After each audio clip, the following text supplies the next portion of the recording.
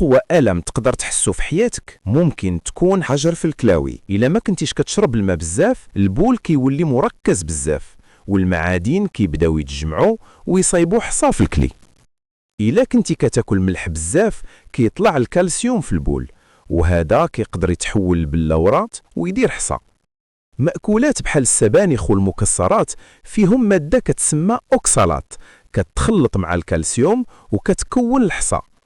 إلا كان شي حد في العائلة عنده حصى في الكلي ولا عندك سمنة ولا التهابات كيطلع عندك الخطر كتر.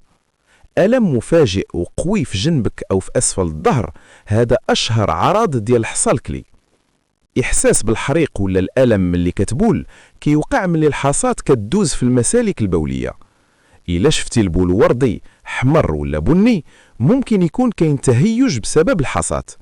ممكن تحس بالغثيان، التقيؤ ولا بغيتي تبول كل شوية. شرب الماء بزاف كيعاون الحصى الصغيرة تخرج بوحدها. إلا كانت الحصات كبيرة ممكن تحتاج دواء، موجات صوتية ولا تدخل طبي باش تحيد بأمان.